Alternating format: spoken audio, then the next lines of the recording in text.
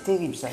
Bonjour chers amis téléspectateurs, heureuse de vous retrouver. Je reprends toujours ma même formule parce que c'est vrai.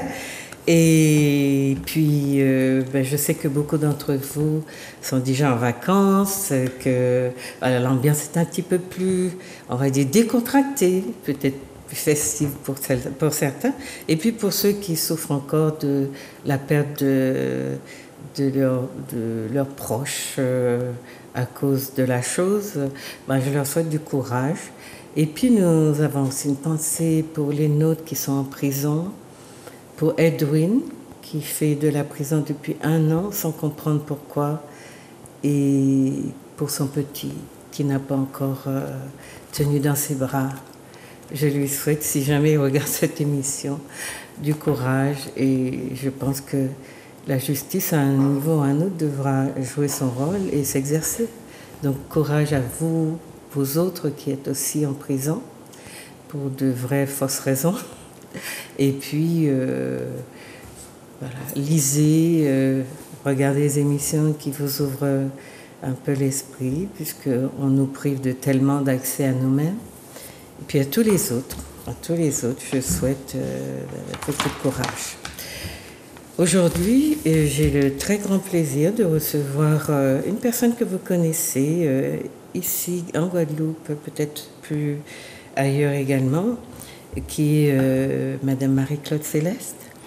Bonjour Juliette, et bonjour aux téléspectateurs de Zouk TV, et bonjour à mon voisin qu'on n'a pas encore présenté, mais que je suis ravie de connaître. Voilà. Oui, ça s'est décidé un petit peu à la dernière minute parce que voilà, il a un ouvrage que tout le monde devrait connaître, mais c'est vrai qu'il n'est pas souvent là, donc j'ai pas eu l'occasion de l'inviter parce qu'il faut, je pense, 3 heures, un minimum de 3 heures pour parler de son livre.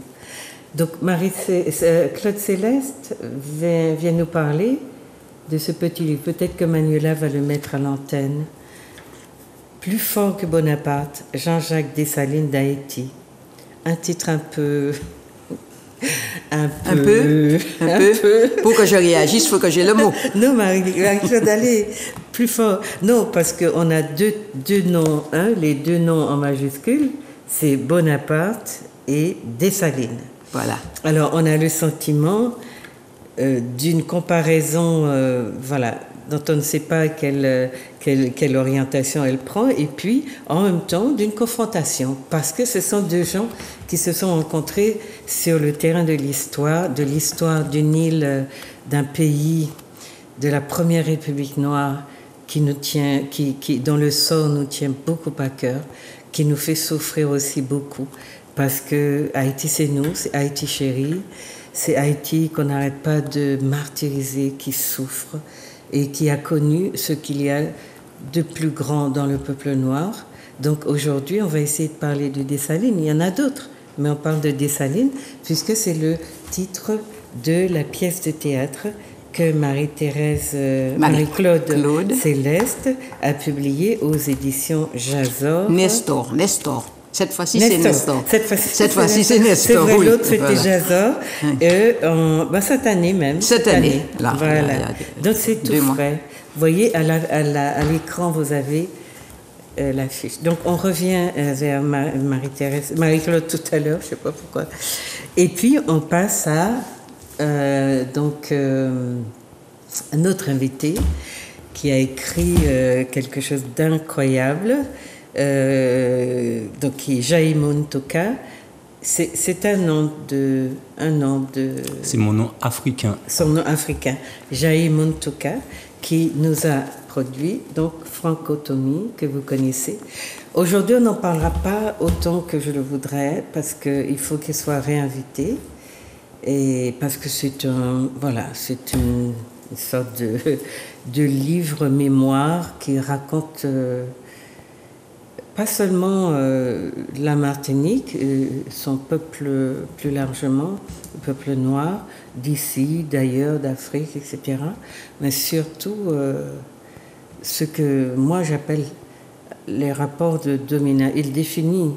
Il illustre les rapports de domination d'une manière, on va dire, très accessible, très simple.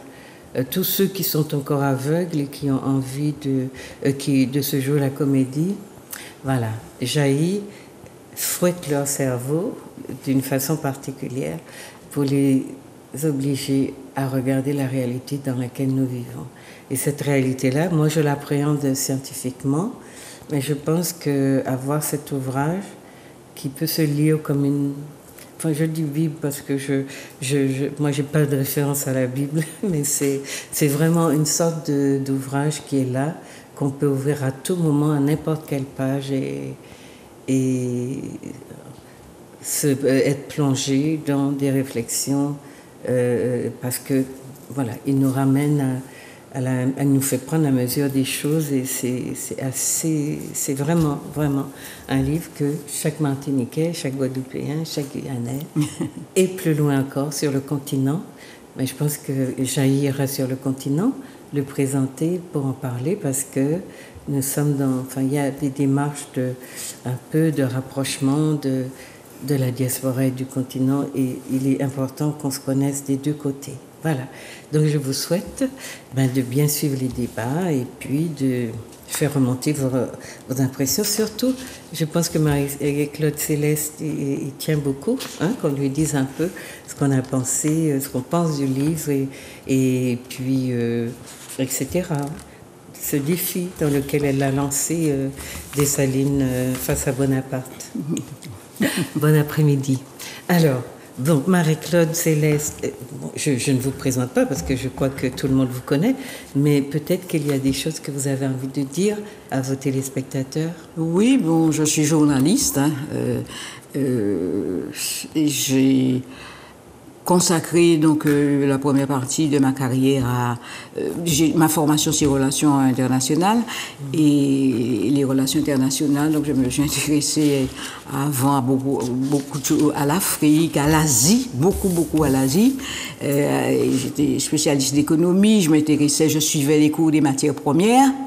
Et puis quand je suis venue à la Martinique, après les choses de la vie, j'ai fait que je suis venue à Martinique et je me suis plus concentrée sur la vie des communautés, enfin des pays de la région.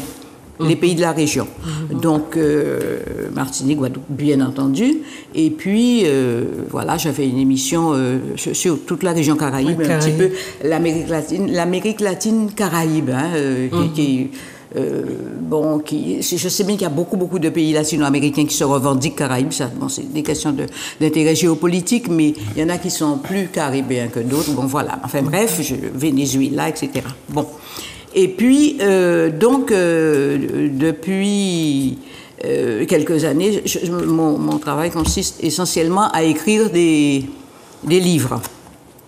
Et donc, ce dernier livre, qui date donc du début de 2022, oui. 2022 est plus concentré sur Dessalines. J'ai déjà écrit un livre sur Haïti. Haïti, je voudrais t'aimer. Haïti, j'aimerais t'aimer. Dans lequel je raconte ce cheminement complexe et en même temps exaltant, passionnant de découverte de ce pays.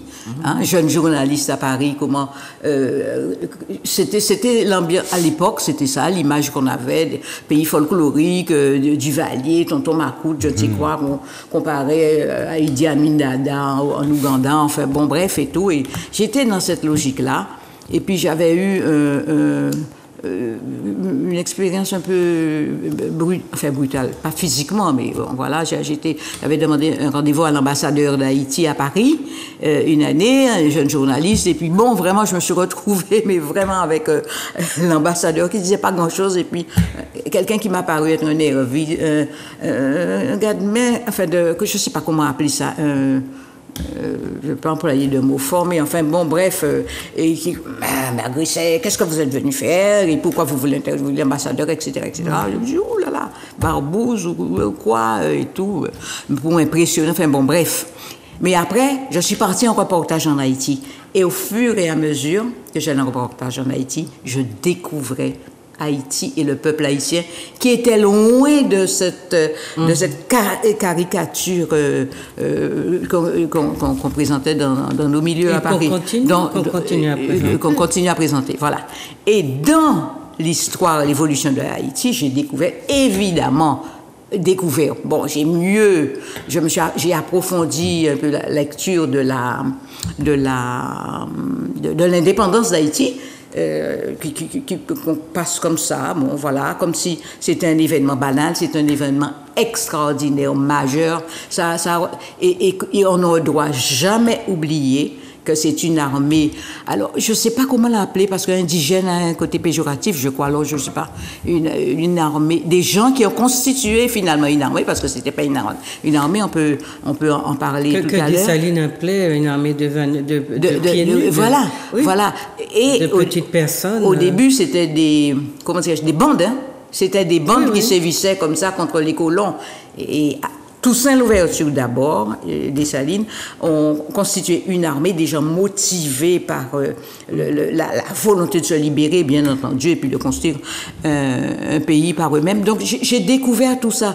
Et tout ce laps de temps où on a zappé l'histoire d'Haïti, j'ai découvert qu'Haïti avait fait des choses extraordinaires. Bien sûr, ils ont commis des erreurs lourdes aussi, d'accord. Mais c'est un pays qui s'est battu contre l'ex-colonisateur qui voulait revenir. Absolument. Il était parti. Le 1er janvier 1804, indépendance d'Haïti, mais le colonisateur ne cachait pas qu'il voulait revenir. Et voilà. Et il y avait ça, il fallait que l'ex-colonie vive, qu'elle nourrisse sa population, qu'elle paie par la suite une dette à la France, etc. Et j'ai découvert ça. Et après, le rôle joué sur le plan international par Haïti. Et ça, moi, je ne le connaissais pas, je ne savais pas. Haïti a aidé même les Grecs quand ils se sont libérés du joug de l'Empire ottoman. Il a reçu des Polonais, tous ceux qui étaient chez eux-mêmes. Haïti faisait venir des Noirs américains pour les sortir de l'enfer comment dirais-je, des léchages, de la discrimination, de tout ce qui se passait aux États-Unis. Et puis, même j'ai découvert aussi que très tôt, puisque c'est sous Dessalines, et j'en parle dans ce livre, Haïti faisait venir en Haïti, après 1804, après l'indépendance, des Noirs, enlevait des Noirs, esclaves ou marrons d'autres pays à côté pour les emmener en Haïti où, dès qu'ils avaient posé le pied, ils étaient libres. C'est ça. On a deux personnages d'ailleurs qui viennent de Guadeloupe. Voilà. Et qui arrivent en Haïti. Qui arrivent en Haïti. Parce que, où ils sont reçus pour être libérés des chaînes de l'esclavage. Voilà. Qui sont encore maintenues dans nos colonies d'ici. Parce que ce que je voulais faire par là, c'était de montrer. J'entends chez nous, ces Haïtiens-là, j'ai dit, d'abord, il faut savoir que, je n'ose même pas répéter certaines choses qui sont vraiment pas agréables, mais ces Haïtiens-là, ces Haïtiens. J'ai dit, regardez, voilà ce qu'ils ont fait.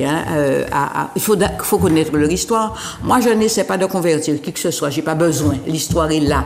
On peut faire semblant de ne pas la voir, mais elle est là.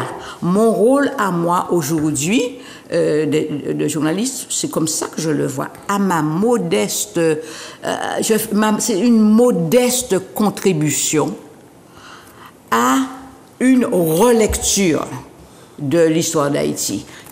L'histoire d'Haïti, comme l'histoire de beaucoup d'autres pays dans le monde, c'est une histoire qui est faite par les colons pour valoriser l'action des colons.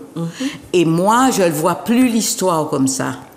Je vois une histoire de peuples qui se sont rebellés, et eux, ils ont réussi, parce que pendant que ils fêtaient l'indépendance le 1er janvier 1804, il y avait, dans nos colonies, il y avait le retour à l'esclavage, il y avait la lutte, il y avait Delgrès, qui se fait sauter, donc à Matouba en Guadeloupe, et c'est ce que je dis aux gens avec qui je discute. Nous menions le même combat et eux, ils ont gagné à ce moment-là. Nous, ça a été plus tard. Mais voilà ce qu'ils ont fait. Vous ne pouvez pas faire comme si c'est un peuple de dignaires. On le sait de plus en plus maintenant, c'est vrai. Haïti a aidé des pays latino-américains à se libérer. Je le dis dans la préface des livres. Les latino-américains disent. Européens, oui. Africains, ils sont voilà. partout. Le rôle de libérateur. Voilà. Et les gens qui ont joué un rôle dans cette histoire d'Haïti, qui arrive sur la scène internationale, il y a eu Toussaint Louverture. Et Toussaint Louverture, après la mort de Toussaint Louverture, on le sait, emprisonné en France, Bordeaux, et dans des conditions ignobles, voilà. Dessalines, qui était l'un des lieutenants de Toussaint Louverture, Dessalines a poursuivi le combat contre les colons français. Et je me disais, comme beaucoup de gens, je me disais, mais pourquoi on parle de Toussaint Louverture, mais jamais de Dessalines? J'essayais de comprendre et tout. Alors j'ai compris que dans l'esprit du colon, d'abord, Dessalines, c'est lui qui était aux commandes de l'armée. Comment il faut l'appeler? Je n'ose pas dire indigène, comme je disais, de l'armée haïtienne, de l'armée haïtienne, qui a battu l'armée française. Dernière bataille décisive à Vertières, qui a battu donc l'armée française, jusqu'à quelques jours plus tard, Rochambeau a signé, capitulé. Voilà, de capitulation, et ils sont partis. Oui, allons essayer de redonner, pour nos téléspectateurs qui ne connaissent pas l'histoire, de procéder de manière plus, on va dire, progressive. D'accord. En gros, donc, dans l'introduction que vous en avez faite, l'histoire d'Haïti, c'est une histoire qui appelle le respect, parce que c'est la seule... Alors, quand ils disent quand ils parlent d'armée indigène, moi, je crois qu'ils se sont désignés comme ça. Et dans le mot indigène, il y a le mot nous sommes les propriétaires du sol, du pays, etc. Ça peut être... C'est vrai qu'il faut contextualiser. Et si on doit déconstruire le mot indigène après qui a été galvaudé, il faut le voir aussi en fonction du moment et ce que les Haïtiens imitaient. Donc, en gros, on est en train de se poser la question de savoir pourquoi ce titre-là, cet ouvrage-là, à ce moment précis-là, vous avez commencé à nous expliquer que finalement, vous entrez dans dans une histoire dont on nous a privés, puisque nous ne savons pas grand-chose. Et c'est très important de mettre ça en parallèle avec le discours désopilant, absolument désespérant des nôtres, qui ont à redire de la présence haïtienne à la Martinique ou en Guadeloupe et en Guyane, alors que les Haïtiens sont ceux-là qui nous font boire et manger désormais, puisque plus personne ne veut vraiment travailler la terre. Et la présence invasive d'autres communautés qui nous déchouquent, qui nous pousse dans le canal, qui nous empêche de considérer que nous sommes chez nous, et n'a jamais été posé. Les Haïtiens ne se sont jamais posés comme des gens de futurs colons. Et c'est très étonnant que ça soit à eux qu'on s'en prenne, ou bien que le discours de rejet soit tourné contre eux. Donc, c'est ça, ce qu'on verra, on essaiera de le mettre un peu plus en lumière, c'est les préjugés que la France a créés contre Haïti sont toujours vivaces, et nos comportements, j'ai toujours dit que notre système de pensée n'est pas à nous, puisque nous ne savons pas réfléchir dans le sens de nos intérêts, dans celui des colons ou des dominants. Ça signifie donc que notre système de pensée concernant aussi Haïti est un système en défaut qui incrimine la première République noire, qui mérite tout le respect, y compris du monde. Même les Occidentaux qui connaissent cette histoire respectent Haïti, quelles que soient les dévastations. Quelles que soient les dévastations qu'on fait subir à Haïti, parce qu'on n'a pas expliqué pourquoi Haïti est dans l'état dans lequel elle est. Donc on va essayer d'en parler. C'est très important ce que vous dites, parce que justement, actuellement, enfin depuis quelques temps, de quelques mois, peut-être quelques années, il y a des livres, des films qui sortent justement sur ça, qui réhabilitent Haïti, c'est-à-dire qui replacent cet événement extraordinaire l'accession d'Haïti à l'indépendance, dans son véritable, qui le replace dans son véritable contexte. On revalorise, on réhabilite, voilà, on réhabilite l'histoire haïtienne. Il y a un mouvement, il y a récemment un livre qui est sorti fait par des Haïtiens et des Français, dans lequel Thomas Piketty, l'économiste, voilà, montre comment dirais-je, que la responsabilité des sommes qu'on a obligé Haïti à payer aux anciens colons, il dit que ça a un lien direct avec l'état de pauvreté dans lequel se trouve Haïti aujourd'hui. Absolument. On a appauvri Haïti. Ah oui, absolument. On a occulté Haïti, on a dit, je sais pas, une bande de nègres qui se sont soi-disant libérés, je sais pas, c'était assez primaire. Et puis bon, ils vont jamais pouvoir se débrouiller, puis étaient accablés de tous les mots. Aujourd'hui, il y a un mouvement, hein, il y a le film d'Arnold Anthony aussi qui est sur le... J'ai découvert, en publiant le livre, qu'il avait fait un film sur ça aussi, qui met Dessalines en parallèle avec Bonaparte. Dessalines a battu l'armée française, et c'est pas dans les livres d'histoire. Il y a des historiens qui disent, des historiens occidentaux, disons, appelons-les comme ça, qui disent il faut écrire Vertières dans l'histoire, pas seulement dans l'histoire d'Haïti, dans l'histoire universelle. C'est un événement exceptionnel, donc il faut... pour revenir à ce que disait Juliette, c'est vrai, il y a toujours la tentation. Les gens me disent oui, c'est très bien tout ce que tu nous racontes, mais aujourd'hui, ça m'énerve.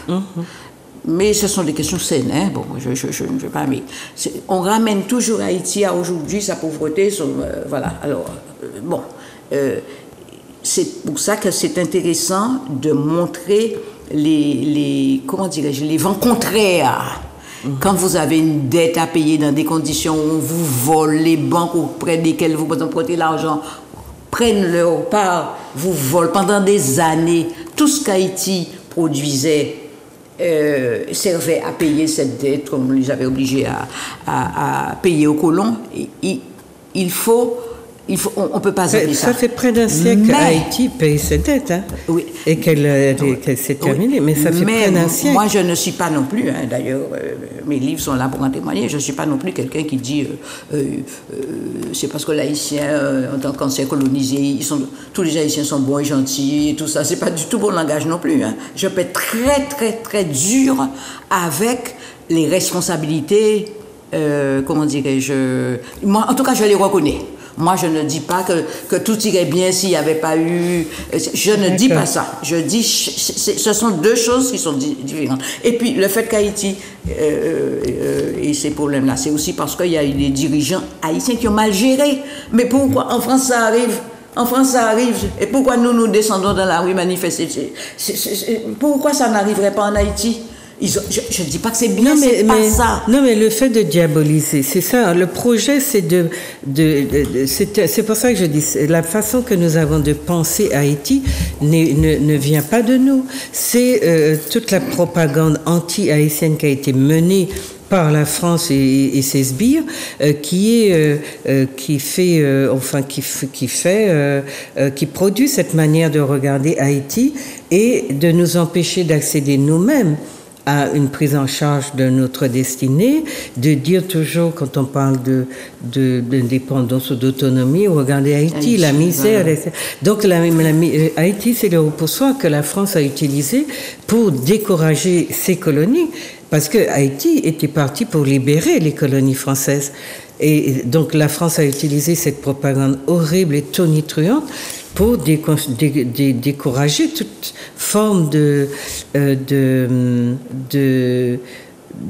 modèle que représenterait Haïti. Donc, on va revenir là-dessus, mais oui. je voulais demander à Jaïr... Oui. Justement, parce que j'aimerais l'entendre aussi, mais il y a une seule chose, Juliette, moi j'ai un bémol quand même, c'est que depuis le temps, nous, qu'est-ce que nous attendons pour... notre jugement, c'est nous... Il fut un temps où ça nous est imposé dans les livres d'histoire, dans, je sais pas, partout, dans les débats, c'était une pensée parisienne qui nous était imposée. On devait regarder l'Afrique et Haïti de haut, voilà, surtout des modèles à ne pas suivre. Mais nous n'avons pas besoin qu'on nous dise de faire. Moi, je n'ai pas demandé la permission pour faire mon livre. J'ai fait mon livre. Il y a des gens qui s'appliqueront, il y a des gens qui... C'est pas ça le problème. Mais je ne peux pas rester là en train de me dire que l'ex-colonisateur m'empêche de... Non, je suis libre. Je suis libre dans ma tête. Donc, oui, c'est ça. Voilà. Ça, c'est tout ce qu'on peut dire. Jaï aussi a fait son livre. Moi aussi, j'en fais. Cette question, cette manière qu'on a d'appréhender la liberté de faire et de dire me montre que concernant le façonnement de l'être humain, de son cerveau, de sa liberté contrôlée, de sa soumission librement consentie.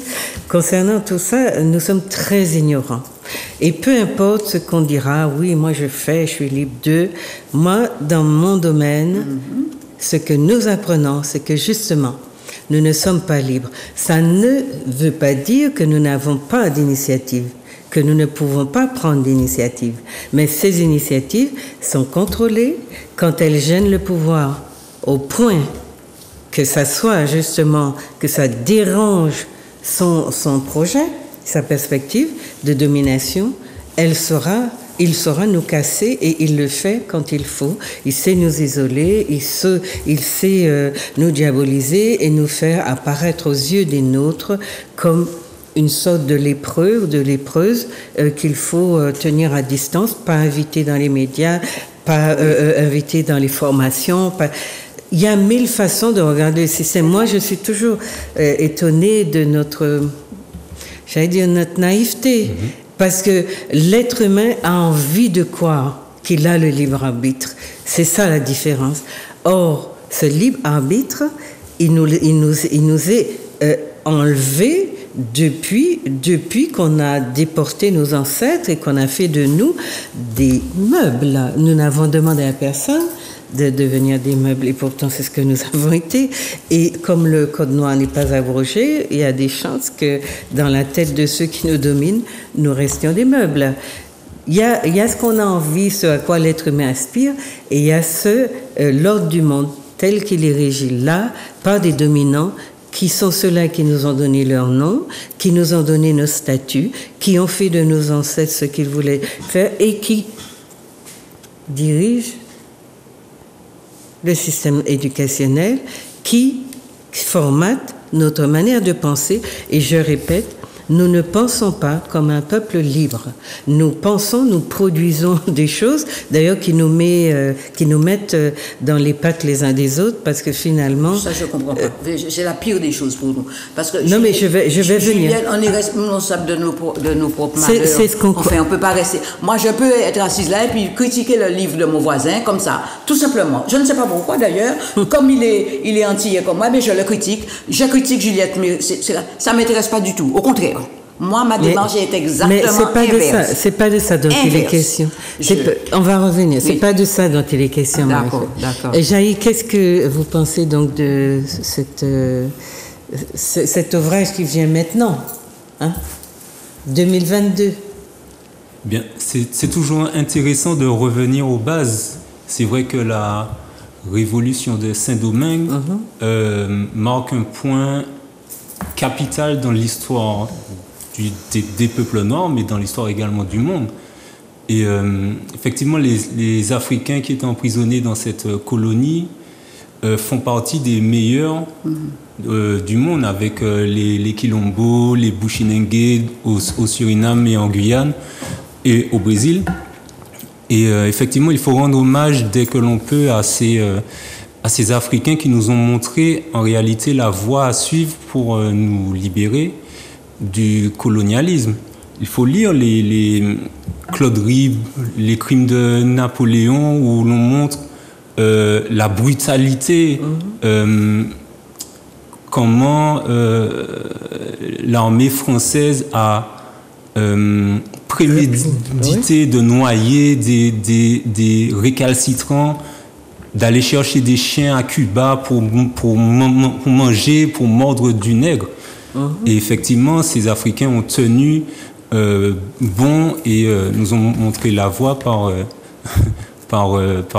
le général Dessalines. Et ce qui est intéressant, c'est que en fait, ce sont des Africains. On va voir que Dessalines est né en Afrique, est conçu en Afrique, qu'il arrive, que sa mère accouche en Haïti, et il est absolument imprégné, surtout qu'il descend des Amazones, de l'armée des Amazones, des guerrières, et il est conçu dans un environnement extrêmement qui a une forte conscience de soi et qui est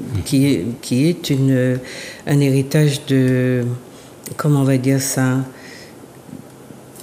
de conception de soi qui n'est pas celui des Africains qu'on va créoliser et qui seront complètement détachés de leur tronc civilisationnel et de leur héritage culturel. Donc ça, c'est pour nous intéressant de comprendre comment, qu'est-ce qui a motivé donc Marie-Claude Céleste à essayer de passer ça. Vous voulez dire autre chose là-dessus sur ce titre-là, Plus fort que Bonaparte, Jean-Jacques Dessalines d'Haïti?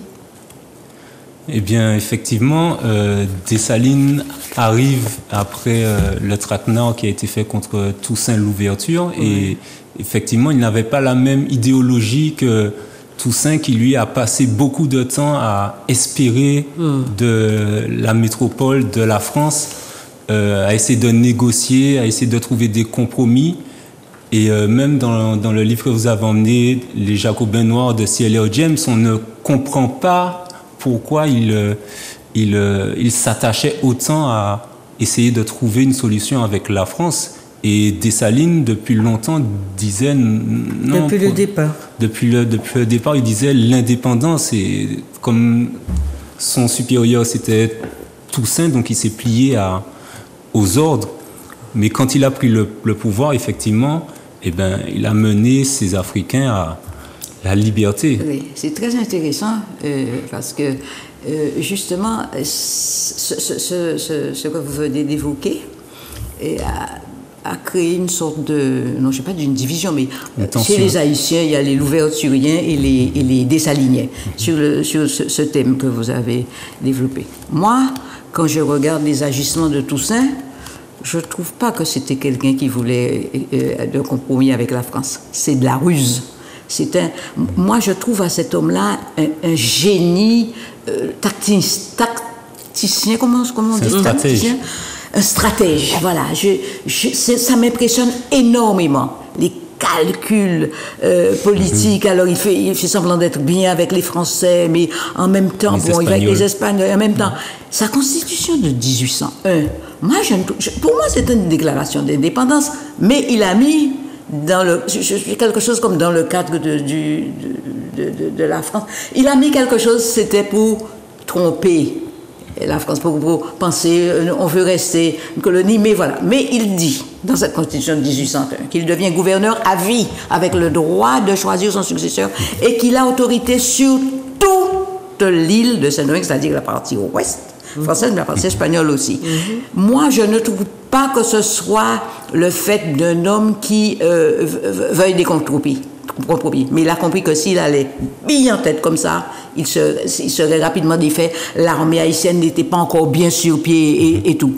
Alors c'est vrai, on parle beaucoup de Toussaint Louverture et beaucoup moins de Dessalines. C'est l'une des raisons pour lesquelles je me suis dit, mais il faut sortir Dessalines de son trou, parce que bon, enfin, j'exagère, hein, de son trou, il est pas. Mais vraiment, l'histoire officielle, c'est Toussaint, et sur ce thème-là, il aurait été beaucoup plus, comment dirais-je, accommodant. Et Dessalines est connu, est resté dans l'histoire, même les historiens haïtiens le reconnaissent, il a fait tuer beaucoup de Blancs. C'est ça qu'on veut retenir. Il a fait tuer des Blancs. Oui, et il a dit, oui, je vais les tuer. Pourquoi je les épargnerais? La guerre a fait combien de milliers, de dizaines de milliers de morts. Et l'esclavage. L'esclavage a tué des milliers, voire des millions d'Africains. Et puis, on ne nous dit pas ça, mais quand on va chercher les méfaits des colons, et le premier d'entre eux, Rochambeau, noyant des gens. Vous dites que la rivière était rouge, tellement il avait noyé des gens. Il était trop exposé au soleil sur les pics. C'était la guerre. Non, mais... Je précise juste, oui. Pour Rochambeau, avant de partir faire son expédition à Saint-Domingue, il me semble qu'il était gouverneur en Martinique. D'ailleurs, on a des personnes qui s'appellent Rochambeau chez nous. Hein. Oui. C'est terrible de porter ce nom-là, même si on n'y est pour rien. Mais c'est vrai que quand on sait, il y avait surtout cette haine du nègre chez lui. Oui. Et une haine qui faisait... Mais c'est très intéressant parce que pour les gens qui suivent un peu la situation au Mali, si vous allez retrouver beaucoup de schémas qui répliquent ceux qui ont été mis en place pour écraser Haïti, et c'est vraiment la marque française de domination, et cette haine dans la façon de traiter les gens qu'on ne comprend pas. Elle est disproportionnée, elle est horrible, elle détruit tout, et le moindre geste ou la moindre réplique que se permet un noir doit être écrasée dans le sang d'une manière hallucinante. Et c'est vraiment, s'il y avait un thème à explorer, ça serait ça, cette méchanceté-là. Elle tient à quoi? Elle est faite de quoi? Et pourquoi? Puisque, donc, la psychologie de Dessalines, dont on dit qu'il était bien structuré, il était bien dans sa tête, c'est qu'il a souffert énormément de la violence des colons. Tout son corps apparemment était balafré de cicatrices. Et puis il était absolument depuis le début rebelle à cette forme de domination qui ne supportait pas d'être mis en esclavage, de voir les siens, etc. Et surtout, il a changé beaucoup de maîtres, comme il a changé beaucoup de noms. Et tout ça a fait que il a été quelqu'un qui, pendant des années, a accumulé ou n'a structuré sa vision du blanc comme celle-là, une vision d'une scélératesse inouïe et d'une injustice incommensurable. Et quand il va prendre le pouvoir, et que effectivement il y a des gens, de toute façon dans tous les pays on a ça, on a les modérés, entre guillemets, ceux qu'on appelle les radicaux, mais c'est toujours proportionnel au vécu et à la situation qui est prise en compte lorsque on analyse le comportement, les réactions ou les positionnements des uns et des autres. Donc, oui, peut-être que dans la personnalité de Toussaint, il y avait cette tendance. Aux États-Unis, on a eu la même chose entre Marcus Garvey et Webb Du Bois. Il a espéré toute sa vie que le nègre serait intégré, qu'il aurait sa place et que les belles paroles inscrites au fronton de l'Amérique, etc. Malcolm X et King. Il y a Malcolm X et Martin Luther King. Tout à fait. Mais on a cette même vision-là de personnes qui ont espéré et d'autres qui se sont positionnés de manière plus ferme parce qu'ils savaient qu'il n'y avait pas d'espoir à avoir. Mais on a toujours eu des Noirs dans la rencontre avec les Blancs qui ont espéré, puisque la parole est toujours inscrite là, liberté, égalité, fraternité, et puis des constitutions, des considérations qui portent sur la justice, qui laissent entendre que voilà, il y a de la place. En tout cas, on va exercer, et bien sûr le droit divin venant du blanc, qu'il allait exercer de la justice, et que ceux-là qui acceptaient de se soumettre ou de discuter avaient une chance de survie. Donc, sur la question de Toussaint, moi j'ai pas beaucoup étudié sa personnalité, mais le résultat de ce désir de souplesse, de ne pas brusquer, parce que de toutes les façons il connaissait la méchanceté de l'armée française, ne lui a pas épargné sa vie en fait. Toussaint, oui, bien sûr, mais Dessalines, c'est pareil, puisqu'ils se sont battus. Enfin, oui, mais Dessalines a été tué. Ils se sont battus lâchement. Il a été tué lâchement. Oui, il a été assassiné. Mais Toussaint, il va être déporté, on va le laisser mourir dans un lieu atrocement insalubre, etc. Et qu'est-ce qu'on a fait de son corps, d'ailleurs, je ne me souviens même pas. Mais voilà, je veux dire, ce sont des figures, et ça rejoint rejoins ce que vous disiez, Marie-Claude. Il y a pas forcément à planir les contours des réactions, des personnalités, etc. Il y a aussi des gens qui entrent dans le conflit avec leur personnalité. Mais il y a jusqu'où on leur permet d'aller. Tout à l'heure, vous avez dit, oui, nous, on peut faire si on veut. On assassine Dessalines, on déporte... Et qui a assassiné Dessalines? Mais c'est pas le colon qui a assassiné Dessalines. Hein, l'assassinat, c'est... Hein, le ministre de la Défense, d'ailleurs, c'est très clairement dit, puis je sais pas quoi, ses anciens copains. Mais je pense que, vous savez, je pense que c'est compliqué. Il y a des gens qui se sont retrouvés en train de se battre contre les Français avec les Haïtiens, contre les Français, soit avec Dessalines, qui étaient arrivés sur les bateaux du corps expéditionnaire dépêché par Bonaparte pour mater justement la rébellion haïtienne. Et il y a eu eux, il y a eu des Polonais dont je ne sais pas d'où ils sortaient, qui étaient dans le corps expéditionnaire et qui arrivaient en Haïti. On dit, ah, nous, on se bat pas contre les Haïtiens. Ils ont pris fait et cause pour les Haïtiens. Leurs descendants sont encore en Haïti. Et je crois que les choses sont vraiment complexes. Et je n'aime vraiment pas, c'est pas l'objet de mon livre, mais j'y fais allusion. J'aime pas cette attitude. Je dis aux Haïtiens avec qui je discute, comment pouvez-vous tomber dans des pièges aussi grossiers, de faire on va se battre sur qui de Dessalines ou de Toussaint était le plus intransigeant vis-à-vis des Français. Et il y a des moments de l'histoire où les circonstances sont plus favorables à ceci qu'à cela. Quand Toussaint a été défait, qui s'est retiré, Denry, je sais plus comment l'appelle et tout, on dit qu'il attend, il a signé, bon, et puis il attendait le moment. C'était des stratèges. Toussaint, oui, mais je trouve Dessalines aussi. Et c'est pour ça que j'ai souhaité en parler. Il s'est battu, il a été un combattant, c'est vrai, extraordinaire sur le terrain. Il y avait des stratégies qu'il mettait. Mais je suis impressionnée. Il dit, bon, les Français sont là, on va les repousser dans les montagnes, on va les fracturer, on va les diviser, on va les affamer. Mais à l'époque, et puis il n'y avait pas d'armée, c'était des bandes qu'il a unifiées. Il a fait des choses extraordinaires. Je le dis tout ça. Alors oui, il y a eu, oui, je ne minimise rien de ce qui est moins, disons, glorieux, pardon, et tout. Il a constitué un État. Alors ce que j'entends dire aussi aujourd'hui, c'est que des gens me disent, oui, monsieur comprend, ils ont fait la révolution et puis ils n'ont pas créé un autre modèle. Je me dis, alors ça, c'est trop fort.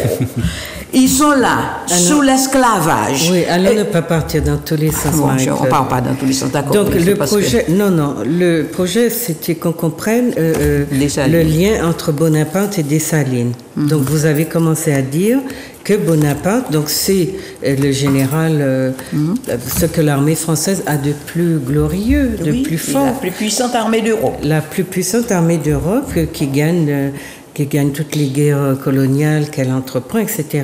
Alors, comment avez-vous pensé d'établir ce rapport entre les deux grands hommes? Parce qu'en fait, oui, Dessalines, c'est l'homme d'Haïti, et Bonaparte, c'est l'homme de la France. Oui. Donc la colonie et le colonial et le colonisé. Alors, comment avez-vous pensé ce rapport-là? Alors, ce que je retrouve dans beaucoup de livres qui ont été écrits par des historiens, c'est que l'Haïtien était animé d'une haine du colon qui a eu un effet galvanisant, c'est-à-dire que même ceux qui avaient du mal à se soumettre à l'autorité de Dessalines ou de Toussaint ou de Dessalines, parce qu'il y a des gens dans ces bandes qui étaient là, qui sévissaient individuellement contre les colons, il y a des gens qui détestaient l'idée de se soumettre à l'autorité de gens qui avaient plus peut-être d'expérience, de notoriété, d'influence. Il paraît que Dessalines est un homme qui avait une influence extraordinaire. Très fort. Et tout. Donc, une personnalité très forte. Moi, je pense que... Comme le dit sa descendante, oui, voilà. Dans ce petit ouvrage consacré à Dessalines. Ah, oui. Hein? Il est c'est Limier, c'est la fondation Félicité de Haïti qui l'a sorti. Voilà. Et tout le livre explique qui était Dessalines. Oui. Je crois que c'est le seul document qui existe à ce niveau-là, écrit de cette façon-là. C'est un homme d'une très grande puissance, c'est clair, et déterminé. Contrairement aux stratégies qui sont qu'il faut ménager la chèvre et le chou, qu'il faut collaborer, qu'il ne faut pas être trop, etc. À certains moments, moi je ne le dis pas que ce sont des faibles ou des lâches, je dis qu'à certains moments, un combattant, il peut être amené à faire semblant de passer des compromis en attendant des circonstances plus favorables sur le terrain. Ça n'a pas été le choix de Dessalines. Alors vous me disiez, entre Dessalines et Bonaparte, donc, parce que c'est plus fort que Bonaparte. Oui, il est plus fort parce qu'il a battu l'armée haïtienne, a battu l'armée française. Il l'a battu. Il a battu la plus puissante armée d'Europe. Et il était parti de quoi? Vous l'avez dit tout à l'heure, il avait dit une armée de va-nu-pieds, des gens qui n'étaient pas habitués à l'autorité. Et puis des gens qui ne savaient pas ce que c'était qu'une stratégie militaire. C'est lui, Toussaint, ils mettaient au point des stratégies c'est en ça qu'il a été plus fort. Hein? C'est en ça qu'il a été plus fort. C'est vrai, il y avait la motivation de l'esclavage, ça, on ne peut pas la minimiser. Des gens qui ne supportaient, je lisais hier, je relisais des pages qui disaient que ces gens partaient au combat ils étaient comme illuminés, c'était mourir plutôt que d'être esclave. Oui, mourir plutôt que de ne pas être libre. C'est à l'expression c'était une motivation. Dessalines, c'était ça, parce que Dessalines, comme vous l'avez dit, et Victor Schellcher en parle de Dessalines. C'est quelqu'un, il est descendant très directement de combattants africains, élevé dans cette culture-là par sa tante qu'il a élevée, la Toya, celle qu'on appelait la Toya, qui lui parlait de l'art guerrier en Afrique et tout. D'ailleurs, c'est pour ça qu'on les a séparés à un moment. On a pensé que cette dame avait trop d'influence contre quelqu'un qui était déjà, Dessalines, qui était déjà tellement rebelle qu'il a pris... Je ne vais pas pouvoir faire l'émission, hein, Marie-Claude, si vous partez dans tous les sens.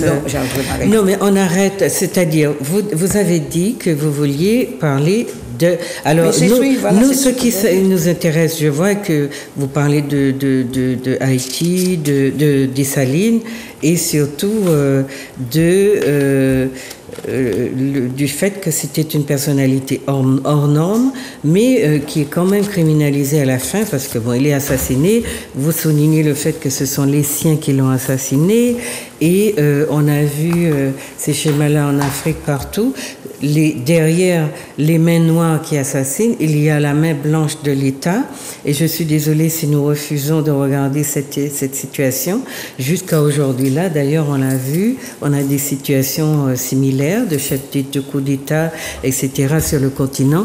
Et on a, à partir des analyses de ceux qui connaissent les situations de l'intérieur, qui nous expliquent comment la France, par personne interposée, mène les gens à diviser leur pays, etc. Donc, moi, ce qui m'intéressait, c'est que pour nos amis téléspectateurs qui ne connaissent pas l'histoire de Haïti, que vous leur expliquiez, c'est vrai que Dessalines vient après Toussaint, mais quel lien il y avait entre ces deux personnalités et puis comment ils ont joué leur rôle chacun?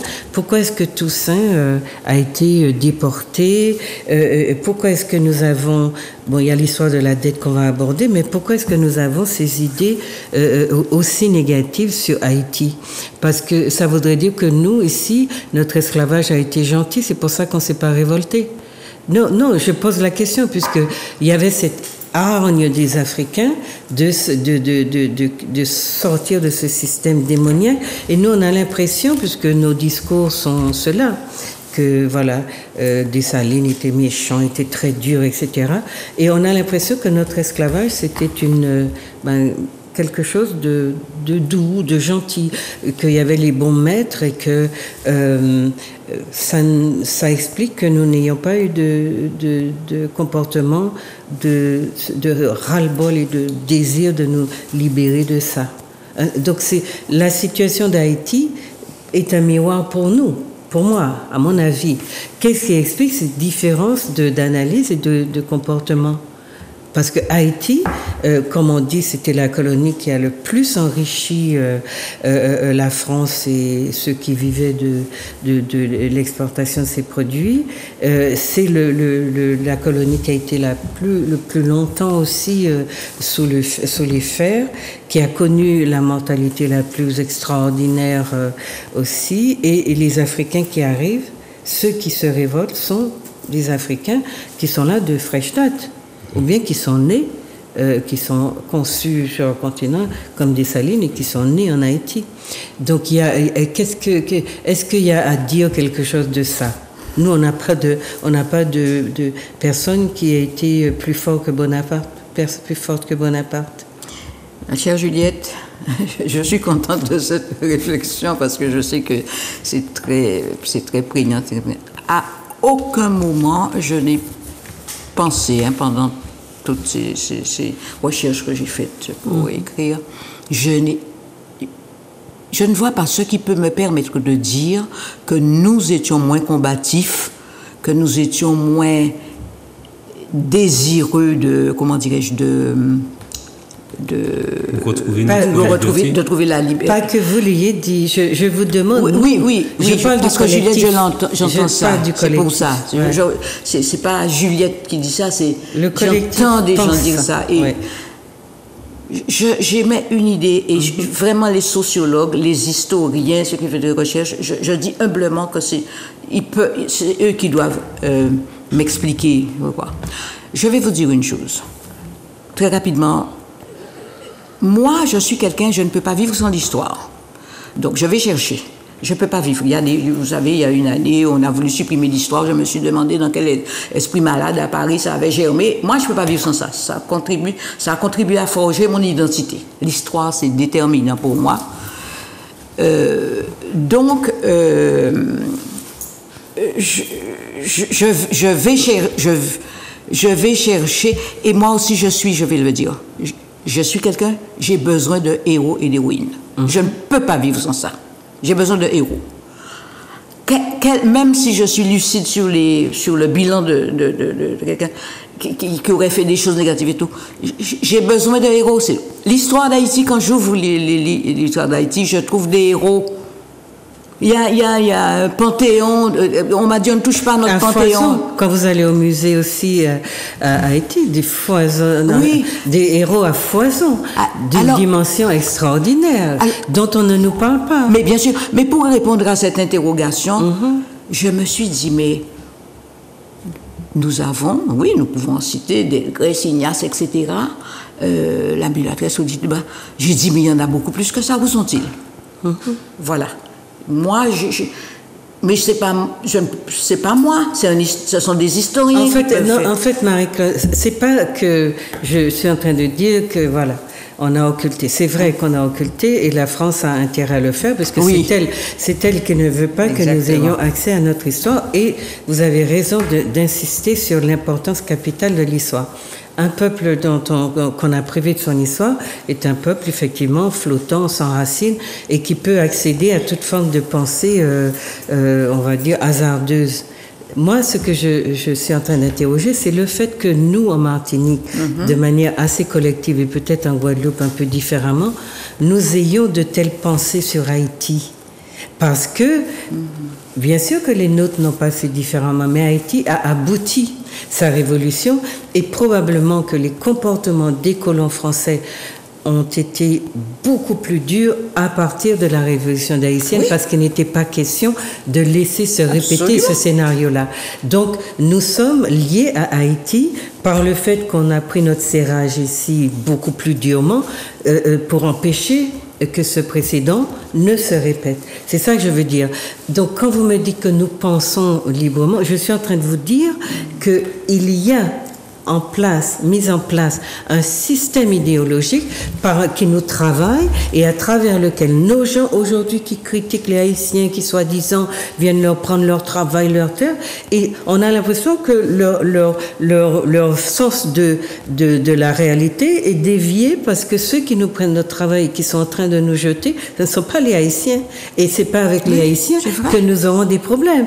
Donc c'est ça, juste éclairer. Et je pense qu'il faut faire ce travail vis-à-vis de notre population, qu'elle comprenne bien que quand elle se met à dire, à partir dans tous les sens et à incriminer Haïti d'être je ne sais quoi, d'être prédatrice ou de lui prendre son travail ou de venir l'envahir, je crois que les gens doivent comprendre qu'ils sont sous la domination d'un système de pensée qui nous empêche justement de nous préoccuper de vraies problématiques qui nous touchent entre la France et nous-mêmes, puisqu'il y a Haïti, ce qui on peut dire qui est une espèce de repoussoir. Regardez Haïti, la misère. Si vous voulez toucher à l'autonomie, indépendance ou bien même penser par vous-même, attention, il y a Haïti, repoussoir. Voilà, c'est ça que je veux dire. Donc le livre permet cette réflexion, enfin nous amène à nous interroger oui, il y a moi j'ai noté des choses très intéressantes sur la question de la dette, etc., la façon qu'a eu la France de vouloir asphyxier Haïti. Et quand je vous lisais, j'avais en parallèle le Mali actuellement. Les mêmes procédés sont utilisés, étouffés, et puis utiliser des personnes, puisque vous avez parlé de personnes amies qui ont vraiment, qui sont ceux-là qui ont nui à Dessalines. C'était des gens qui voulaient le pouvoir comme d'autres le font en Afrique aussi. On leur donne le pouvoir, mais en échange, ils doivent assassiner leur propre peuple. Donc non, je ne dis pas que ce que je critique. Non, vous mettez bien à travers. Donc il y a 4 actes. 4 actes, et puis qui ont chacun 4 scènes. Oui. Voilà. Donc chaque scène présente une situation. C'est une pièce de théâtre, je vous l'ai signalé, et chaque scène chaque acte met en scène des personnalités qui sont en rapport, parce que là on est déjà dans la Révolution, Toussaint a déjà disparu, voilà. Et on est vraiment avec Dessalines. C'est pour ça que le titre, c'est pour ça que j'insistais sur le titre. C'est Dessalines qui est le maître-pièce, et c'est lui qui fixe les lois, et c'est lui qui dit la stratégie qu'il va adopter en face des Français. Et ça, c'est clair. Donc, pour les gens qui voient un peu comment les choses, les rapports se sont établis, on voit bien. Bonaparte, vous dites, en rage d'avoir perdu la colonie de Saint-Domingue. Pas question pour lui de subir le même affront dans les autres possessions françaises de la région. C'est ce qu'on vient de dire là. Là-bas aussi, nos frères noirs et mulâtres se battent vaillamment contre le pouvoir esclavagiste. Bon, on va voir que cette histoire de noirs et mulâtres, c'est aussi un autre, comme on dit chez nous, un autre bab. Mais quand on le critique d'être dur, peut-être violent, etc., il répond, vous lui donnez sa réponse à la page 21. Pouvait-il en être autrement? Comment aurais-je pu mobiliser tous ces groupes, souvent rivaux, qui avaient pris les armes contre les Français en Haïti? Il y en avait des dizaines et des dizaines. Parfois, c'était de simples bandes, avec chacune son chef, plus habitué au pillage et au massacre qu'aguerri à la stratégie militaire. Il a fallu recourir aux pièges, aux ruses et même aux trahisons pour asseoir mon autorité et mener mes troupes à la victoire. Donc j'entends ce que vous avez dit tout à l'heure, précédemment. Parfois, non, il faut un peu jongler pour obtenir... Donc on est d'accord avec tout ça. C'est pas ça que je critique. C'est, en fait, votre livre me permet d'interroger nos mentalités de Martiniquais, de Guadeloupéens face à Haïti, qui ne méritent pas que nous produisons sur elle ou que nous continuons à reproduire sur elle de telles... Oui, Haïti, c'est féminin, non? de tels préjugés et que nous ne soyons pas plus dans la solidarité. Parce que dans la solidarité, nous le sommes quand des catastrophes arrivent à Haïti. Oui, ça c'est vrai. Et sur le reste, on dit que elle a fait c'est vrai qu'il y a eu des choix politiques, etc., des trucs catastrophiques, mais on ne veut pas parler de la main de l'Occident. Vous savez qu'on a découvert beaucoup de matières premières en Haïti et que depuis déjà le Canada, plus sournoisement, hypocritement, qui est là-bas, là, très en haut dans l'hémisphère nord, là, fait son petit travail de pillage tranquillement, gentiment, avec les Américains qui ont occupé Haïti pendant combien de décennies, je ne sais même plus, depuis 1931, non 30 ou 30. Et en tout cas, non. Plutôt les Américains. Et ces gens-là ont découvert l'importance des richesses fossiles de Haïti. Et donc, ils sont sur le dos de la malheureuse matin, midi et soir. Mais nous ne voyons pas ces stratégies, ces stratégies de contournement de toute forme de véritable indépendance d'Haïti. Nous voyons les dictateurs, c'est vrai, qui ont été mis là, etc., ou qui se sont mis eux-mêmes. Je voulais montrer aussi ce petit livre qu'a écrit un Guadeloupéen, Jean-Luc Divial, Le secret de Bébé Doc, où il montre justement la série de dictateurs qui sont arrivés au pouvoir et qui empêchent Haïti de se réaliser. Et celui qui essayait, il a été viré. Il y en a un quand même qui essayait de travailler pour le peuple.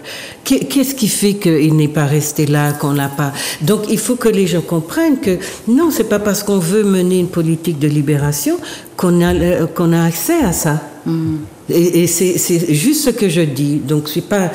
au contraire, je pense qu'il est d'autant plus intéressant qu'il est très vite lu. Donc pour nos amis qui n'aiment pas trop le lire, je pense qu'il faut qu'ils le lisent et qu'ils aient beaucoup de questionnements. Moi, c'est...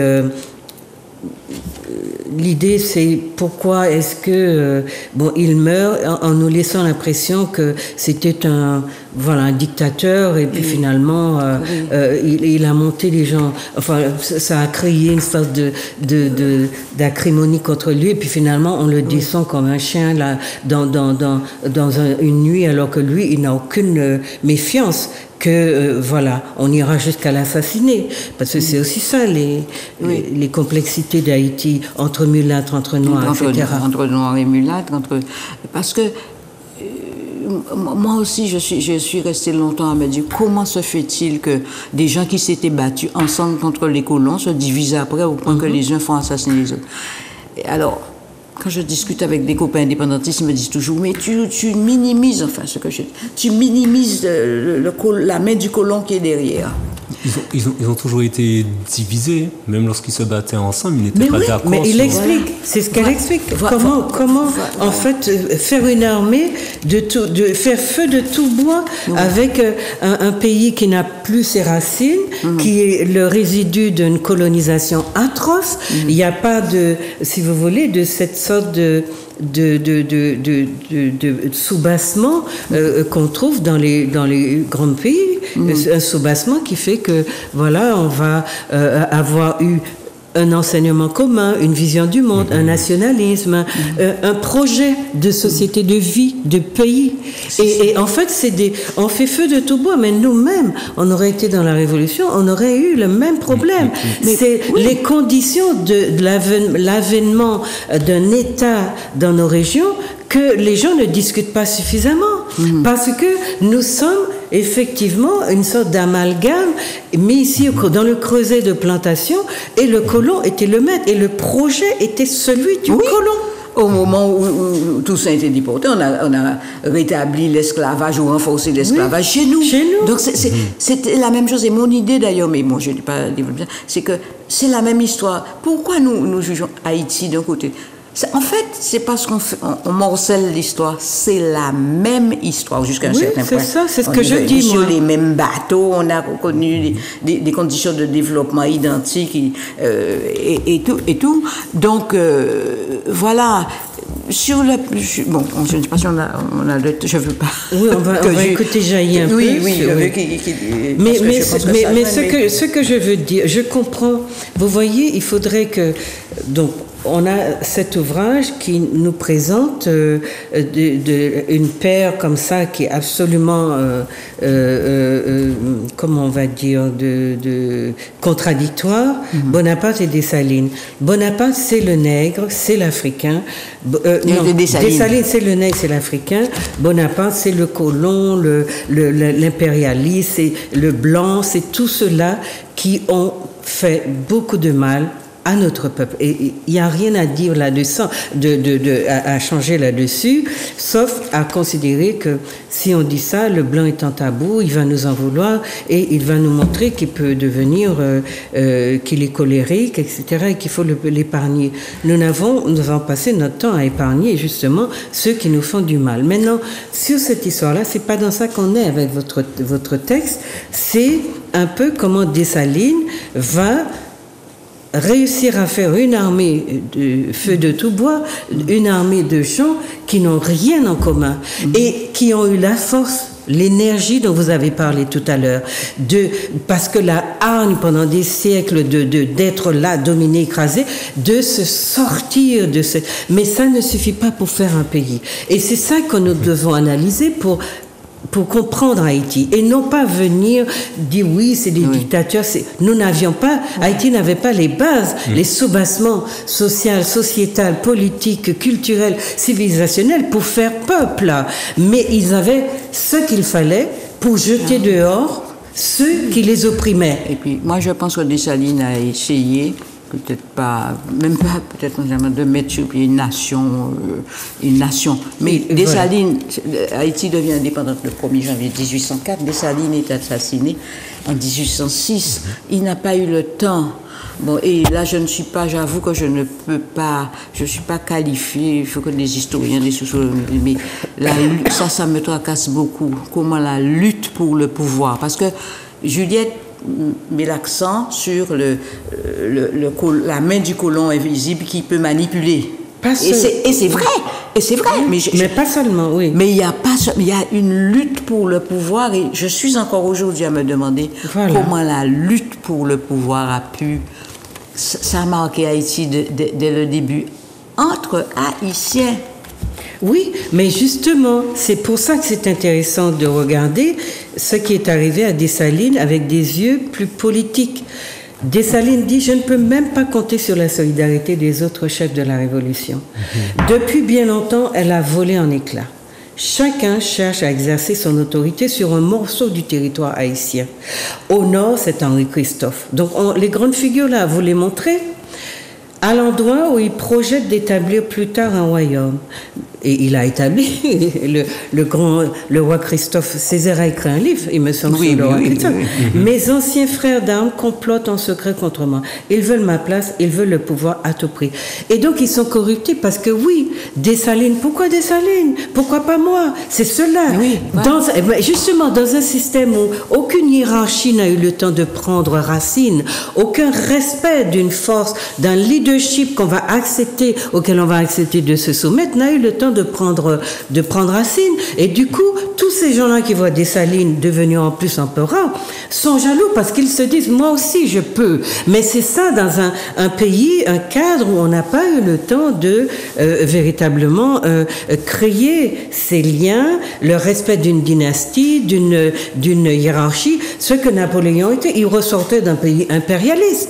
Et il avait derrière lui, justement, tout ce... Jusqu'à aujourd'hui, d'ailleurs, il est fêté au grand jour, alors que Dessalines, on continue à essayer de l'enterrer. Donc, c'est ça qui m'intéressait, que j'ai trouvé très intéressant, cette idée de la destinée de deux personnalités qui, pour leur pays, sont puissantes, valorisées, etc., et qui sont des sources de fierté pour les uns pour les autres, parce qu'on a vu que Macron, il a quand même honoré Bonaparte avant de reconnaître que la traite négrière était, le même jour, il a fait.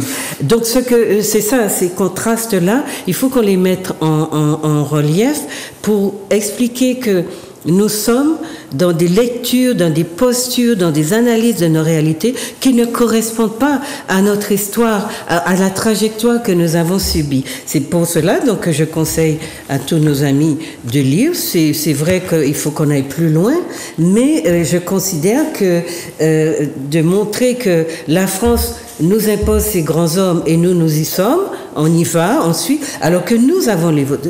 Vous avez dit, Marie-Claude, qu'il y a un tas de grands hommes, de grandes personnes, même Madame Félicité, Bonheur, Marie-Claire, etc. La femme de Dessalines. La femme de Dessalines. C'est un personnage extraordinaire, malgré toutes les méchancetés, qui essaye d'aller contre vents et marées, de rester dans une posture de bonification, d'humanité, parce que c'est le noir qui amène l'humanité dans ces endroits, ces esclavages infernaux, enfin, je ne sais pas si on dit ça d'ailleurs, infernaux, enfin, des machins invivables. Et du coup, il y a beaucoup de choses à dire sur les caractères, parce que vous brossez, peut-être qu'on reste sur notre fin, Marie-Claude, vous brossez des caractères qui sont, pour une personnalité, qui serait l'objet d'un ouvrage. Qui serait l'objet parce qu'il y a de la puissance dans cette femme à qui son mari dit oui, tu vas pas me dire qu'il faut être gentil avec les blancs, ils nous ont fait beaucoup de mal. Elle va dire moi je vais pas te suivre sur cette pente-là. Moi j'ai une autre vision de comment régler les problèmes. Bon, ce sont des personnages puissants qui demandent qu'on les explore, et moi je pense que c'est une ouverture que vous faites, un appel du pied pour tous ceux qui veulent travailler, pour que nous entrions dans des considérations qui soient les nôtres par rapport, en tenant compte de qui est grand pour nous. Laissons la France avec ses grands hommes. Mais nous, c'est qui? C'est ceux-là, c'est Dessalines. Voilà. C'est Dessalines, c'est sa femme, c'est Toussaint, c'est tous les autres qu'on voit. Et chez nous, en Guadeloupe. Et ces personnes-là ne sont pas traitées dans la dimension qui est la leur, à l'échelle, à leur véritable échelle. Et c'est pour ça que je dis que la France nous fourgue son discours, ses personnalités, ses grandeurs, et elle étouffe les nôtres. Donc, merci Marie-Claude d'avoir fait cette trajectoire, cette proposition, qu'on comprenne plus fort que Dessalines, plus fort que Bonaparte, Dessalines. Et pour moi, c'est voilà, vous restituez Dessalines à un rang, vous le remettez à un rang qu'il mérite de manière absolument spontanée, systématique, historique, politique, géostratégique d'occuper. Merci. Je vais juste dire et on va écouter avant d'écouter c'est que parce que ça le concerne aussi, hein, vu ce qu'il écrit, on va voir. Et c'est presque un appel, ça rejoint un peu les préoccupations qu'on avait au cours de cette discussion. J'ai besoin que des historiens de chez nous, Martiniquais, Guadeloupéens, des sociologues de chez nous sortent des héros. Si ils nous font sortir de l'oubli où on a voulu les maintenir, ils sont là. Hein? Il faut qu'ils nous fassent émerger. Nous en avons quelques-uns, il y en a beaucoup d'autres. Et on va découvrir leurs faits d'armes, on va découvrir... De vraies biographies. Ah oui. Avec des... Voilà.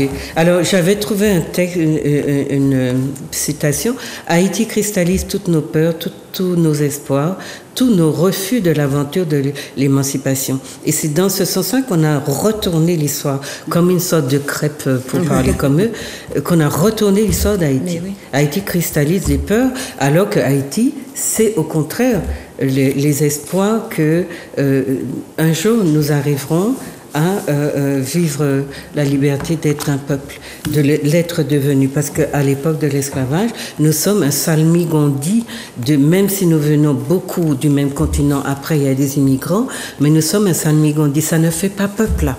Et c'est ça qu'il faut qu'on comprenne pour Haïti. C'est ça. Et Haïti a franchi la première étape brillamment. Il s'agissait de galvaniser des troupes pour dire libérons-nous, foutons ces personnes dehors, mais le pays était à construire et il n'était pas prêt, il n'avait pas les structures en place, le système de pensée, etc.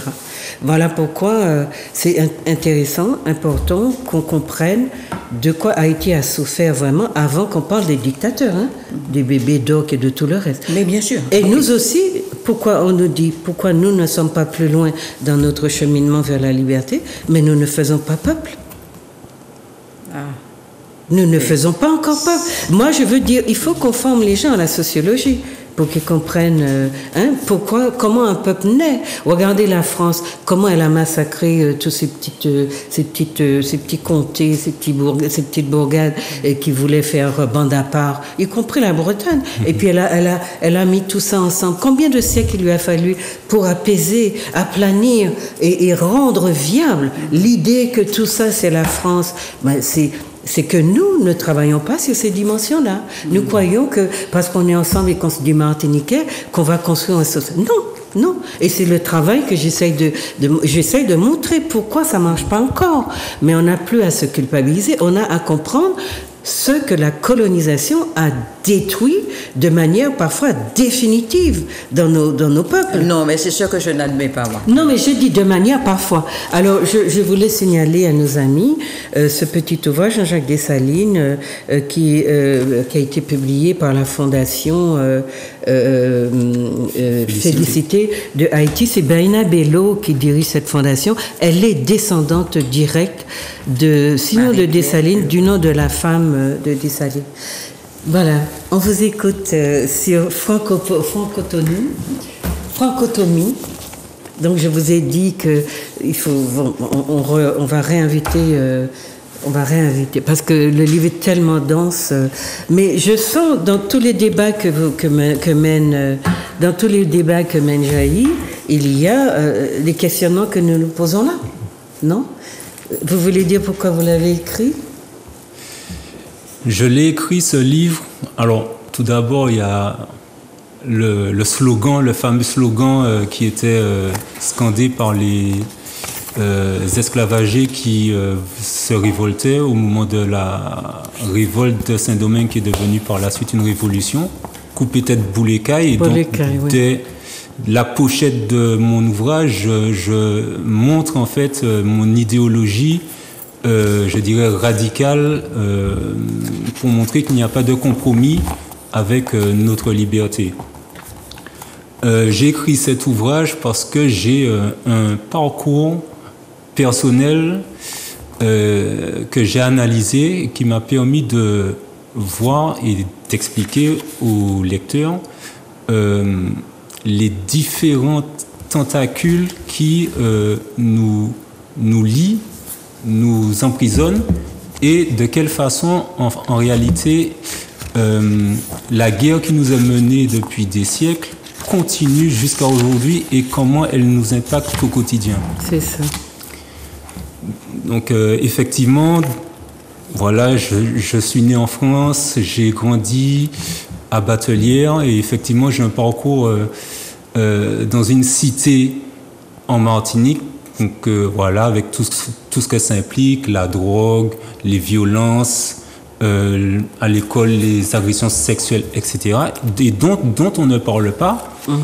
Et j'ai un parcours scolaire qui, en réalité, me montre que le système français nous propose des formations en Martinique qui ne nous permettent pas de travailler sur l'île.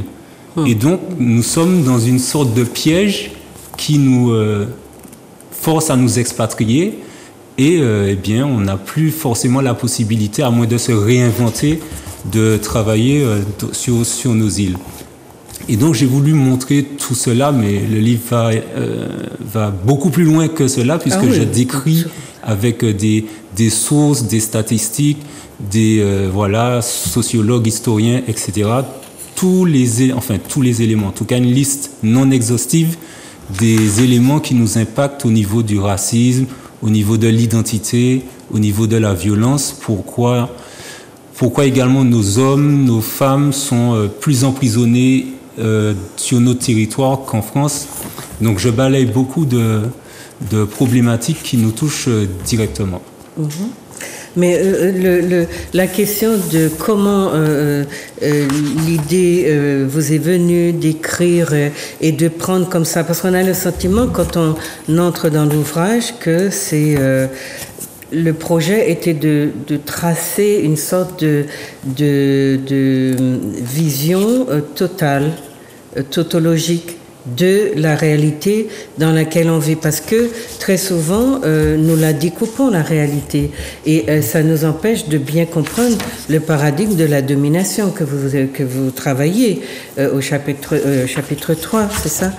Et cet ensemble de faits que vous appréhendez fait que à chaque avancée, chaque partie, chaque sous-chapitre, chaque chapitre, on a le sentiment d'entrer dans une réalité différente, mais le piège se referme sur nous à mesure qu'on avance, parce que finalement c'est la même chose qu'on va retrouver dans décrite ou expliquée à travers différentes expériences en fait. Et donc cette sorte de vision tautologique, elle est particulière, je trouve. Parce que, je veux dire, vous êtes plutôt jeune et vous avez déjà cette sorte de projection d'ensemble qui est très très surprenante. Alors, donc oui, j'ai 33 ans. J'ai voulu écrire ce livre pour donner le maximum d'outils aux personnes de mon âge, aux plus jeunes, qui n'aiment pas forcément lire des livres de cette taille-là, et aux plus âgés également, pour pouvoir comprendre les différentes expériences qui ont déjà été menées, notamment sur Haïti, les erreurs qu'ils ont pu commettre pendant la guerre et après, pour montrer qu'en réalité, tous les problèmes que nous rencontrons ont déjà été, les erreurs ont déjà été commises auparavant, et donc cela devrait nous permettre nous devrions prendre connaissance de ces erreurs-là afin de pouvoir nous prémunir pour pouvoir faire mieux que nos aînés. Mais ce besoin de dire, de traiter, parce qu'il y a l'école, je vois, puisqu'on parlait de Napoléon, de Bonaparte tout à l'heure, ma décision de détruire l'autorité des Noirs à Saint-Domingue est non pas tant fondée sur des considérations de commerce et d'argent que sur la nécessité de bloquer à jamais la marche des Noirs. C'était ça vous voyez, c'était intéressant parce que quand j'ai revu un peu le texte, j'ai pensé justement qu'il y avait un lien à faire. Et cette compréhension de la domination, elle est très rare chez nous, dans notre jeunesse. Et celle-là qui la comprend, elle est emprisonnée. Elle est emprisonnée. Mais elle est très rare. C'est un livre très surprenant parce que il disait qu'il a 33 ans, mais cette sorte de lucidité qui fait qu'il regarde dans le pays dans lequel il vit, et puis avec probablement des complices aussi, voilà, qui est Manuel a pu. Cyril Gogo qui vous a beaucoup influencé. Il y a aussi, je pense, Lasconi qui est soit un grand frère, soit en tout cas un complice aussi. Donc, vous baignez dans un environnement où, justement, il y a déjà des réflexions qui vous touchent. Qu'est-ce qui vous prépare à ça? Alors, juste pour Lasconi, effectivement, c'est un grand frère qui m'a transmis cette passion pour l'histoire d'Haïti. Et qui m'avait conseillé le livre C.L.R. James, Les Jacobins Noirs. D'accord. Et effectivement, c'est une histoire très très passionnante. Voilà, j'ai ma mère qui est présidente du Comité national pour les réparations Martinique, donc c'est elle qui m'a, je dirais, introduit dans me poser des questions, les réparations, l'histoire africaine. Et moi, je suis allé plus loin. Je me suis entouré de personnes qui m'inspirent, dont Cyril Gogo, dont Hamzat, qui a préfacé, Hamzat Boukari Yabara, docteur en histoire, qui a préfacé mon ouvrage.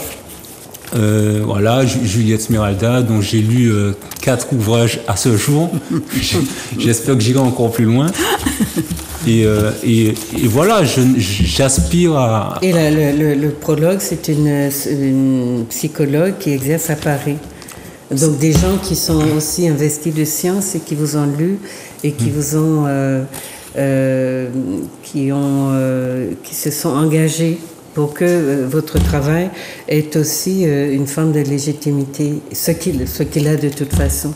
Mais il y a beaucoup de gens qui n'aiment pas trop se mouiller, surtout si c'est un jeune, il n'a rien, il n'a pas encore autour de lui. Donc ça, c'est très encourageant et c'est à féliciter aussi qu'ils se sont engagés, notamment Hamzat Boukari. Si je peux me permettre, j'étais bibliophobe. Je n'ai commencé à lire qu'à 25 ans. Et donc, toutes les informations que j'ai emmagasinées depuis qui m'ont permis d'écrire cet ouvrage, eh bien, en fait, ça date de cette période-là. Ce qui prouve qu'en quelques années, on peut apprendre à se former et avoir une réflexion profonde sur l'environnement dans lequel nous évoluons. Voilà. Alors, puisque vous recitez Fanon, malheureusement notre temps est déjà pratiquement écoulé, on ne peut avancer résolument que si l'on prend d'abord conscience de son aliénation. Et vous avez dit que vous étiez bibliophobe, ça veut dire que vous n'aimiez pas lire, ce qu'on reproche beaucoup aux Martiniquais. Et vous avez développé l'amour de la lecture. En commençant avec un livre sur les réparations, parce que c'est vrai que micro, mégas, les mots passants, etc., ça ne me passionnait pas. Et en fait, à partir du moment où j'ai trouvé un intérêt à lire, je ne me suis plus arrêté. C'est ça. Et lire, c'est une des armes pour lutter contre l'aliénation. C'est ce que vous dites. C'est l'une des meilleures armes. Une des meilleures armes. Ça signifie que, comme on dit que nous n'aimons pas lire, eh bien, nous restons aliénés, peut-être parce que, pour cette raison-là, il n'y a pas de pensée contradictoire. Donc, voilà, nous allons... Jaï, vous allez revenir nous parler du livre. Nous parler du livre. Il faudra me prévenir de votre... Parce qu'en fait, on ne l'a pas encore présenté. Il a quand même 1 an, non, passé 2 ans. Ce mois-ci. Il a 2 ans. Pour ceux qui regardent l'émission, il est à la librairie Tamery à Paris, 15-17 rue du Chalet.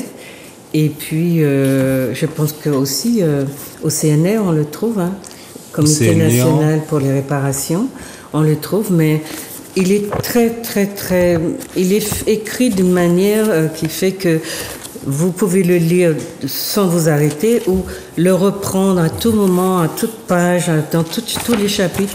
Parce qu'en fait, je ne sais pas comment ça s'appelle ces figures-là, mais c'est très particulier. Vous voyez, vous avez l'impression de parcourir un même espace tout en fréquentant des zones très différentes. Et en fait, c'est une sorte de cercle. Alors, je ne dis pas vicieux parce que il a... Francotomie, c'est un titre qui a pour lui une signification, c'est la rupture. Dont le sous-titre « Une amputation vitale en logique de guerre ». Donc Franco qui signifie la France et Tomie, c'est la rupture. La rupture. Et qui ne peut pas se faire de manière doucereuse ou etc. Pour que, de toutes les façons, on a vu, l'expérience a montré que, et Marie-Claude le dit dans son texte aussi, la France ne lâche pas les colonies. Il y a d'autres manières de se comporter, mais la France a une manière particulière de se comporter avec ses colonies. Elle est particulièrement dure. Et Marie-France écrivait donc il fallait faire payer Haïti d'avoir eu l'audace de s'opposer à la métropole. Parce que dans le rapport de la France à ses colonies, il y a ce besoin de se survaloriser et de dire qu'elle est maîtresse en tout et que quand on ose s'attaquer à sa prestance ou à sa réputation, alors on court le risque d'être écrabouillé. Et voilà, je sais que vous n'aimez pas entendre forcément invoquer ce vocabulaire qui vous fait peur, mais vous voyez, ne me dites pas que ça vous fait du bien d'être décolonisé. En tout cas, je remercie Jaï, je remercie Marie-Claude. Jaï reviendra et je pense que pour vous donner le contenu de son livre, il nous faudra peut-être 2 séances de 1h30. Donc aujourd'hui, il venait juste vous dire, parce qu'il est en vacances, que ce livre-là existe Je vous le conseille et quand nous aurons le temps de discuter, Marie-Claude reviendra peut-être en parler avec lui. Ah oui, alors voilà. Là je serais ravie, hein, parce que ce livre, c'est très très important. Voilà. Pour moi, qu'un jeune, parce qu'on entend des tas de choses, qu'un jeune et cette expérience que je trouve passionnante, j'ai découvert les livres, j'ai lu, je vois des citations passionnantes, et puis, comment dirais-je, son ressenti sur notre vécu, les Noirs, et je trouve passionnant. Je l'ai feuilleté, je ne l'ai pas encore vraiment lu, je l'ai feuilleté, je trouve ça passionnant, et pour moi, franchement, vous ne pouvez pas vous imaginer ce que ça représente, parce que je suis toujours en train de me dire, qu'est-ce que nous laissons aux jeunes? Qu'est-ce qu'en héritage, enfin dans ce sens-là, qu'est-ce que nous avons fait? Je suis tout le temps en train de me dire, tu es venu, oui, tu t'es dit, il faut que je sois une bonne journaliste, mais ça ne suffit pas. Il faut que tu transmettes quelque chose. Alors ça me rassure. Ça me fait plaisir et ça me rassure de voir qu'il y a des jeunes qui sont là, qui sont en combat, quoi, qui ne se contentent pas de... Et puis qui ne réfléchissent pas à demi, hein. Ah, oui, quand voilà. je parle de tautologie, je dis que c'est quelque chose, pour quelqu'un qui est dans les sciences humaines comme moi, je ne dis pas qu'il traite tout, mais c'est fondamental d'avoir abordé tous les problèmes de société dans lesquels nous sommes, qui justifient le titre que nous dit. Jamais nous n'accéderons au bonheur d'être un peuple si nous ne cassons pas ce lien-là. C'est ça, Oui. Alors, juste il faut un qu'on petit arrête mot. Hein? Quand on regarde la pochette, effectivement, il y a des mains coupées et la symbolique, c'est vraiment, on coupe la main, mais on ne laisse ni veine ni tendon. Faut pas que, c'est une rupture radicale et totale. Et effectivement, on en a besoin pour réapprendre à nous connaître afin par la suite de s'ouvrir vers le monde. On ne peut pas s'ouvrir vers le monde si on ne se connaît pas nous-mêmes. Et donc, on a besoin de ce travail-là pour se désaliéner, comme le dit Fanon. La conscience de soi, on va dire, c'est un préalable à la libération Mais moi, je pense que vous êtes tous les deux dans cette idée que pour advenir, il nous faut accéder à nous-mêmes et nous le faisons donc par tout ce que Jaï nous décrit et par le fait que nous avons la première République noire qui nous a donné de brillants héros, des personnes extraordinaires qu'on ne connaît pas, donc on accède. Alors je lis ce que vous avez cité. Il me semble que lorsque le peuple choisit ses héros, ceux qui ne lui sont pas imposés, il faut y voir une opportunité de les consacrer afin de perpétuer leur mémoire. Et vous nous donnez Dessalines dans ce livre-là. Je vous remercie. Merci Jaï. Et puis au plaisir, n'oubliez pas, on reviendra avec Jaï. C'est très très important. Bonne soirée ou bon après-midi. À bientôt. Bonne soirée. Bonne soirée.